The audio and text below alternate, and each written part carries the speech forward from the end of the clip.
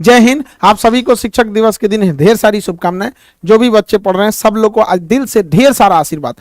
हमें भी जिन शिक्षकों ने पढ़ाया है हाथ जोड़ के उन शिक्षकों को आज के दिन नमन करते हैं। सुबह से पूरा क्लास का शेड्यूल इतना ज़्यादा हो गया कि थोड़ा सा वीडियो में लेट हो गया यहाँ पर। देखिए, ये शिक्षक दिवस जो है, हमें विश्व गुरु ऐसे ही नहीं कहा जाता है। सर्वपल्ली डॉक्टर राधाकृष्णन एक विलक्षण प्रतिभा के धनी थे। वो आज ही के दिन 5 सितंबर 1888 को तमिलनाडु के एक छोटे से गांव में जन्म लिए थे।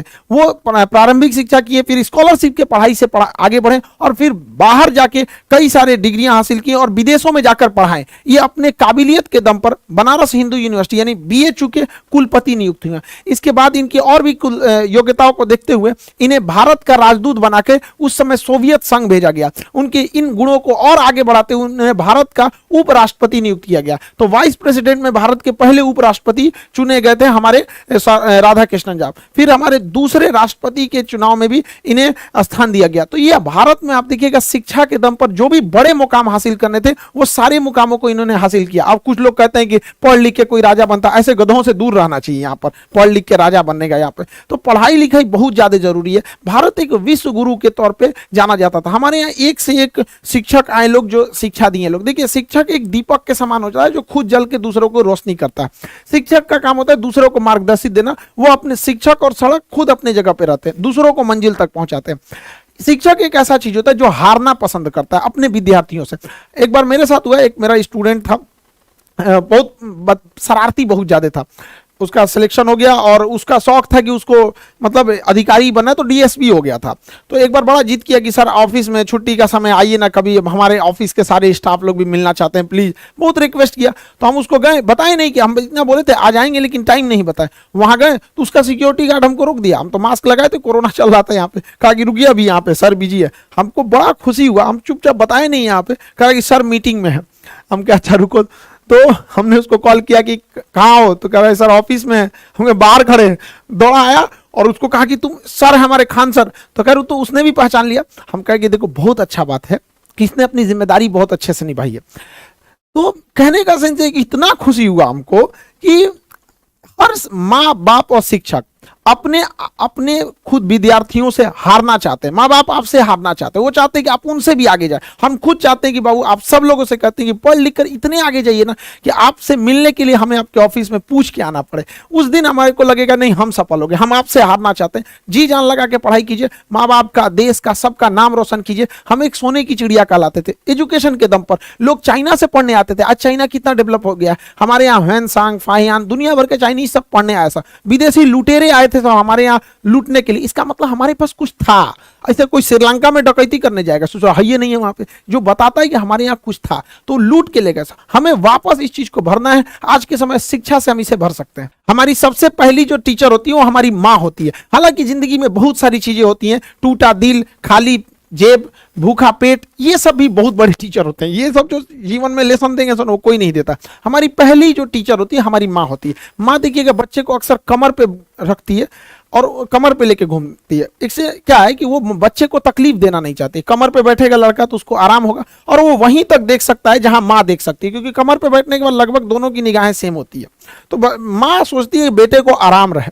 पिता की सोच थोड़ी डिफरेंस होती है। पिता होगा खुश होगा तो बच्चे को कंधे पे बैठाएगा।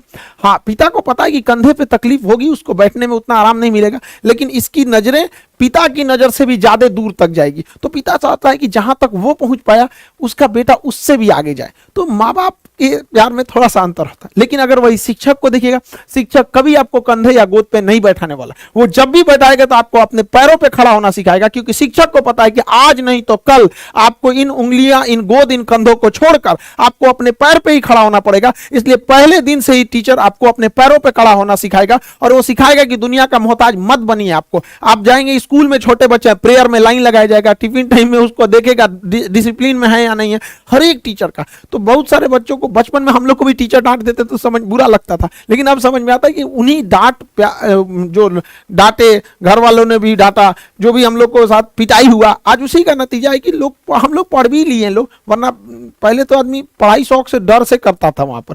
तो टीचर की भी रिस्पॉन्सिबिलिटी बनती, उनको भी समझना चाहिए। आज दुनिया बहुत आगे जा रही है, आजकल के लड़के एडवांस हो गए हैं, तो टीचर को भी अब एडवांस बनना पड़ेगा वहां पर। उनके साथ टीचर को अब एक फ्रेंड की तरह भी पढ़ाना पड़ेगा, जहां पीटना है तो वहां एनिमी की तरह पीटना भी पड़ेगा। तो दोनों बैलेंस करना जरूरी है। हमारे देश में शिक्षकों की कभी कोई कमी नहीं है, चाहे वह हमारे आचार्य चाणक्य हों, जिन्होंने एक इतने बड़े कुशासन के धनानंद को समाप्त करके एक साधारण व्यक्ति को रंग से राजा बना दिया। वहां पर हमारे द्रोणाचार्य रहे हो या स्वयं कृष्ण भगवान रहे हो, जिन्होंने गीता में अर्जुन को न जाने कितनी शिक्षाएं दी, वो युद्ध के मैदान में ही इतनी बड़ी शिक्षा दी है। तो हमारा देश जो है ऐसे ही नहीं विश्व गुरु कहलाता है। विश्व के जो भी बड़े बड़े गुरु हुए हैं वो यहाँ से ताल्लुक रखते थे, तो हम विश्व गुरु कहलाते थे। हमारा कर्तव्य बनता है कि हम इस धरोहर को, इस जिम्मेदारी को संजो के रखें। ये हमारा कर्तव्य बनता है कि हम इसे और आगे ले जाएं, न कि हमें इसे धूमिल करें, क्योंकि इस धरोहर हमें विरासत में मिली है, न कि हम लोगों ने इसमें बहुत बड़ा योगदान दिया। हमारे पूर्वजों की विरासत है, हमें कोशिश करना चाहिए कि इसे आगे बढ़ाएं। एटलीस्ट अगर आगे नहीं बढ़ा सकते हैं तो इसे स्टेबल रखें, न कि इसे धूमिल करें। अभी क्या है कि टीचिंग फील्ड में बहुत सारा चीज जो हो गया है, वाहियात चीजें आ गई हैं। कुछ टीचरों को देख रहे हैं, खास करके भाई हम क्या ही बताएं, कुछ फीमेल टीचरों से रिक्वेस्ट है कि आप पढ़ाने आ रहे हैं तो अपने पर्सनल लाइफ को अपने घर पे रखिए। टीचर की सोशल जिम्मेदारी भी होती है, वो एक स्टूडेंट के लिए रोल मॉडल होता है। क्लास में आके उल्टा सीधा एक्टिविटी करिएगा, कई को देख रहे थे क्लासों में आके आंख मार रहा है, उल्टा सीधा कमेंट पढ़ना है। देखिए कमेंट रहे ना रहे ऐसे ही झूठे पढ़ देते हैं सब। तो ऐसे टीचर लोगों को भी कहते हैं ध्यान दिया कीजिए। हम ही लोग हैं भाई, किसी दिन बाल कटवाएंगे तो कभी ज्यादा काट देगा, तो पता है कि लड़का पूछने वाला है कि सर आज बाल ज्यादा काट दिया, तो क्या हम ये कमेंट पढ़ेंगे? इग्नोर करेंगे हम ये सब चीजों को। कोई क्वेश्चन पूछ रहा है तो उसको पढ़ेंगे, तो जानबूझ के ऐसा ऐसा कमेंट पढ़ेगी, सर मैडम आज गोर लग रही है, सब जरूरत नहीं फिल्टर और मेकअप हटा के देखो दलिदर लगेगी, यहाँ पे अपने से सोच लेना है। तो देखिए हम किसी से, हमारा कोई द्वेष नहीं है, बस हम इतना कहना चाहते हैं कि हमारे देश की जो संस्कृति है, जो हमारे देश की विरासत है, उसे खिलवाड़ करने का अधिकार किसी को नहीं है। अगर कोई उससे खिलवाड़ करेगा तो हम उसका विरोध करेंगे। हम हाथ जोड़ के विनती करते हैं कि हमारे देश की जो धरोहर है उसे बचा के रखिए। हमारा देश विश्व गुरु के नाम से जाना जाता है। इस धरोहर, इस संस्कृति को बचा के रखिए। यह भी आपकी एक देशभक्ति है, इसे बचा के रखना है। जिसको बहुत ज्यादा शौक है इंग्लैंड चल जाए ना, वहां जैसे मन वैसे पढ़ाना है पढ़ाओ, जो मन पहन के पढ़ाना है पढ़ाओ यहाँ पर, लेकिन हमारे देश की जो धरोहर, जो संस्कृति है उसे बचा के रखिए। हम प्रेम से समझा रहे हैं, वरना फिर लड़का आप लोग को उल्टा सीधा सुनाएगा तो आप कहिएगा लड़का बोलते हैं सब। इस टीचर के अंदर ये समझ होनी चाहिए कि हमें किस तरह के भाषा का प्रयोग करना है, या फिर किस तरह के कमेंट्स को पढ़ना है, कैसे कपड़े पहनने। अब ये सब समझाने की चीजें हमारे यहाँ। टीचर की पहचान उसके पढ़ाने से होनी चाहिए। जैसे हमारे संदीप महेश्वरी सर, इनकी पहचान क्या है? मोटिवेशनल वीडियोस देते हैं, इनके कंटेंट जो होते हैं मोटिवेशन से रहते हैं। ये हमारे विवेक बिंद्रा साहब बिजनेस कोच हैं, बिजनेस के नए नए आइडियाज देते हैं। यहाँ पर एपीजे अब्दुल कलाम क्यों जाने जाते हैं? मिसाइल मैन के लिए। खान सर के बारे में अगर कुछ क्यों जाने जाते हैं? तो जटिल चीजों को समझा देते हैं, ना कि नाचने गाने के लिए। यहाँ पर तो कई ऐसे टीचर हैं जो पढ़ाने से ज्यादा नाचने गाने के लिए फेमस है। तो प्लीज आप लोगों से हाथ जोड़ के विनम्र विनती करते हैं कि आप ध्यान दीजिए। समाज का एक आप रोल मॉडल हैं, आपको समाज के हिसाब से चलना पड़े। देश ने इतना बड़ा धरोहर दिया है। भारत में जितना शिक्षकों का कदर होता है ना, उतना विश्व में कहीं नहीं होता है। आपको विश्वास नहीं होगा, चलिएगा अमेरिका में, एक के रेस्टोरेंट में टीचर चाय पी रहा है, वहीं में कोनो लड़का अपनी गर्लफ्रेंड को लेकर आके चाय पी रहा है। हमारे यहाँ आज भी संस्कार जितना टीचरों को दिया जाता है, हमारे यहाँ कहा जाता है गुरु गोविंदो पाकरो काको लागो पाए, बलिहारी गुरु आपने गोविंद दियो बताए। हमारे यहाँ भगवान से बड़ा दर्जा दे रहा है। तो आप इसको समझिए। भगवान लोग को भी देखते हैं कैसे रहते हैं, तो इस चीज को प्लीज समझिए। हम ये क्यों कर रहे हैं? ये एक हमारी विरासत है, इसे बचा के रखना हम सब का सामूहिक जिम्मेदारी है। हर जगह जहां कुछ लोग रहते हैं, आपसी कुछ मतभेद हो जाते हैं, तो हम सारे लोगों से भी यही कहते हैं, आज का दिन शिक्षक दिवस है, स्टूडेंट से भी कहते हैं और टीचर लोगों से भी कहते हैं कि आपसी विवाद को आपस में ही सुलझा लेना चाहिए। विवाद से विकास रुक जाता है, आपसी विवाद को सुलझा लेना चाहिए, ना कि तू मैं करके विवादों को बढ़ा देना चाहिए। हमारे पास तो कई हमारे मित्र हैं, टीचर हैं लोग, वहाँ पे कई बार ऐसा कहते हैं कि सर अपना बैचवा थोड़ा देर से दीजिएगा ना, हम थोड़ा सा बैच अनाउंस करके तो कुछ एडमिशन ले लेते, तो क्या हम उससे लड़ने जाएंगे? हम कहे ठीक है भाई, थोड़ा सा देर से ही दे देंगे। एक लड़का हमारे ऑफिस में आया, कह रहा है कि सर हम आपके पास फाउंडेशन किए, सारा कोर्स किए, एग्जाम में थोड़ा सा डिले हो गया तो हम एक जगह टेस्ट सीरीज पकड़ लिए। उनका कहना है कि लड़का हमारे यहाँ से पढ़ा था, हम बताइए सर हम जा रहे हैं अभी ये करने। हम उसको समझा रही गधा कहीं का, अभी ये से तुम इतना गुस्सा क्यों करने लगा? तो स्टूडेंट सबको ये समझ में नहीं आता है कि यार तुम इतना ज्यादा गुस्सा क्यों करने लगता है। कोई को भी गुस्सा हमेशा मूर्खता से प्रारंभ होता है और पश्चाताप पे आरंभ होता है। कभी गुस्सा नहीं कीजिए, कभी किसी की बुराई नहीं कीजिए, अपने काम पे फोकस कीजिए। जब हम YouTube स्टार्ट किए थे तो हमको मतलब कुछ खास आइडिया नहीं था, लेकिन YouTube का आप मेरा फर्स्ट वीडियो भी देखेंगे तो हम जय हिंद बोल के आते हैं, पढ़ाते हैं और जय हिंद बोल के चले जाते हैं, ना ही कभी कोई इधर उधर किसी कभी नहीं कहें कि वो अच्छा खराब है ये सही है, ऐसा कभी नहीं किए हैं आप। और आज हमको भी बहुत खुशी होती है कि भारत जो विश्व गुरु के नाम से जाना जाता था, आज दुनिया में सबसे बड़ा एजुकेशन चैनल जो है वो खान जीएस रिसर्च सेंटर, ये आप लोग की बदौलत है। इसमें हमारा कोई अहंकार नहीं है, ये आप लोग के, आप नहीं रहते तो कभी नहीं हो सकता था ये चीज। तो ये भी हमारे हम सब के प्रति एक देश की भी जिम्मेदारी होती है कि देश को कैसे आगे ले जाया जाए, तो हम सब की सामूहिक जिम्मेदारी होती है। अभी देश में एक बहुत बड़ी समस्या आ गई है नशा की, गलत ड्रग्स में, शराब में, ऐसे में सारे लड़के उलझते जा रहे हैं, यंग एज बर्बाद हो रहा है। तो गार्जियन की ये जिम्मेदारी बनती है अपने बच्चे को बचाइए। संगति से बहुत बुरा असर पड़ता है। आपका बच्चा अगर खाली है तो खाली समय में कहीं ना कहीं वो उल्टा सीधे चीज़ों में इंगेज हो जाएगा, तो उसे कुछ ना कुछ चीज़ों में उलझा के रखिए, कुछ स्पोर्ट्स में, कैसे भी काम में उलझा के रखिए। देखिए वो अकेलेपन, या कुछ गांव में देखिएगा, हर गांव या जगह में कुछ ऐसा शांत एरिया होगा जहाँ पे सब जाके वहीं पे सिगरेट उगरेट पीते होंगे, तो ऐसे चीज़ों से बचाइए। सरकार भी इसकी कोशिश करती है, लेकिन ये सारी चीज़ें घर से पाबंदी लगनी चाहिए।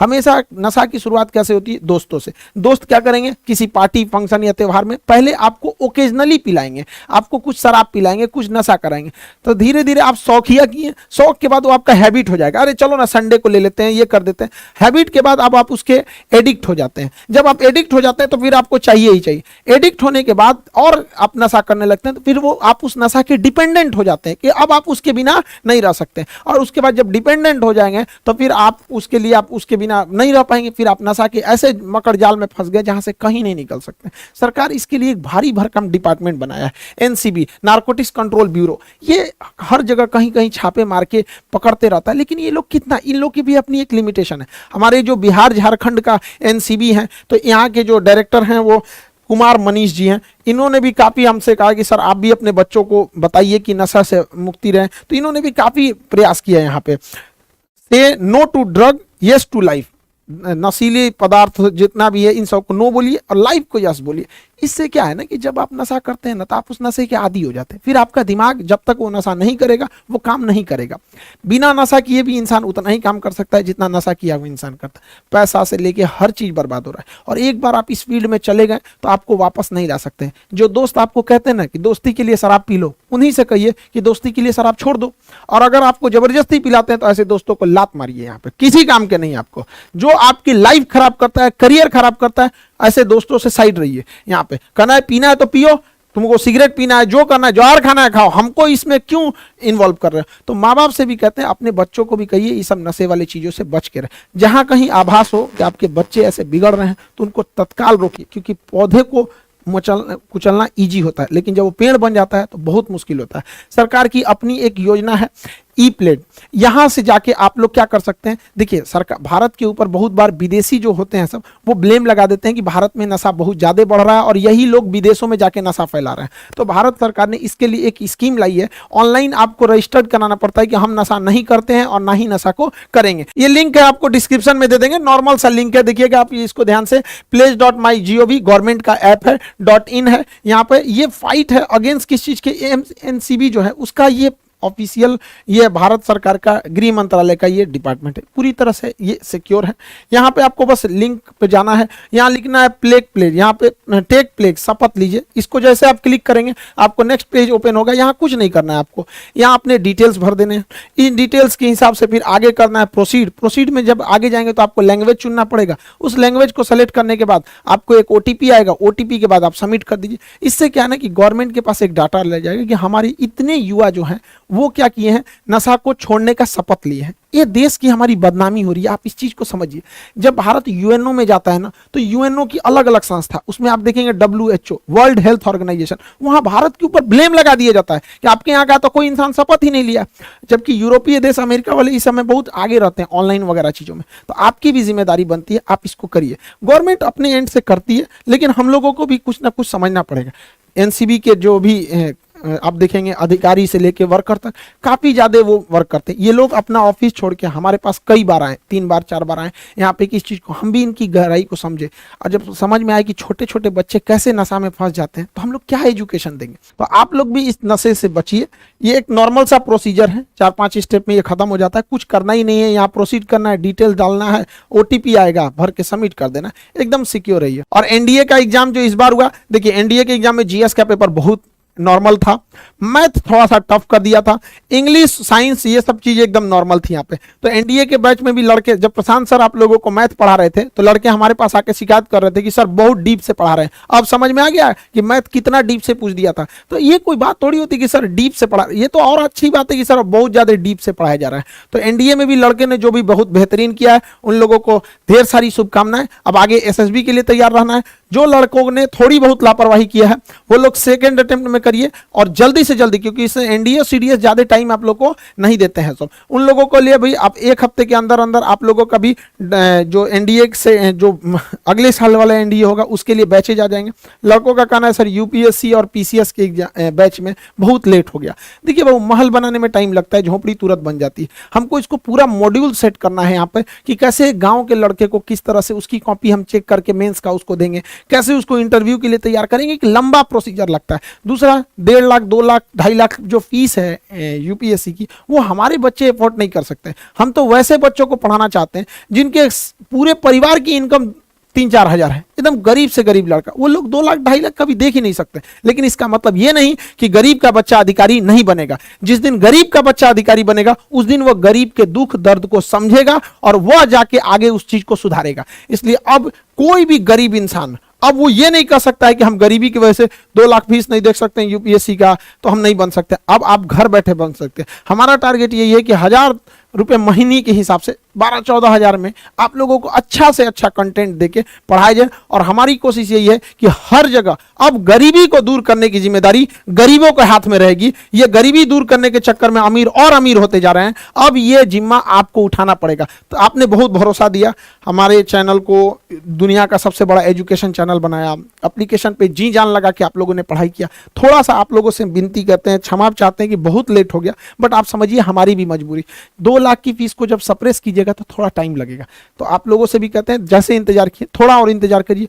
पीपीएससी के लिए आएगा, यूपी पीसीएस के लिए, एमपी पीसीएस के लिए, स्टेट पीसीएस के लिए भी बहुत जल्दी आएगा। बंगाल के लड़के आप लोगों के लिए भैया बंगाल पीसीएस भी आएगा, ठीक है। थोड़ा सा हमको थोड़ी बंगाली कम आती ही नहीं है ऐसे तो बंगाली, लेकिन उसके लिए भी आएगा। थोड़ा सा वेट कीजिएगा। वादा है आप लोगों से सबसे कम फी में बेस्ट क्वालिटी आपको देंगे। फिर हर गरीब व्यक्ति जो है वो आगे बढ़ने का, अफसर बनने का सपना देख सकता है। बाकी एप्लीकेशन पे बैचेज जो हैं वो टाइम से हैंगी। अभी 8 तारीख को सुबह 8 बजे बायोलॉजी का बैच स्टार्ट हो जा रहा है यहाँ पे। इस बैच में इनरोलमेंट चालू है, इनरोल हो जाइएगा। वही आप लोग का जो भी है अभी फिलहाल जो 200-300 ही फीस रहती है, इसमें ज़्यादा नहीं रहती है। बहुत जल्दी हम इस बैचेज को लाएंगे यहाँ पर और सारे लड़कों से कहते हैं जी जान लगा के पढ़ाई कीजिए, दुनिया को साबित कर दीजिए। ये खामोश मिजाज जिंदगी हमें जीने नहीं देगी। इस दौर में जीना है तो कोहराम मचा दो। जय हिंद।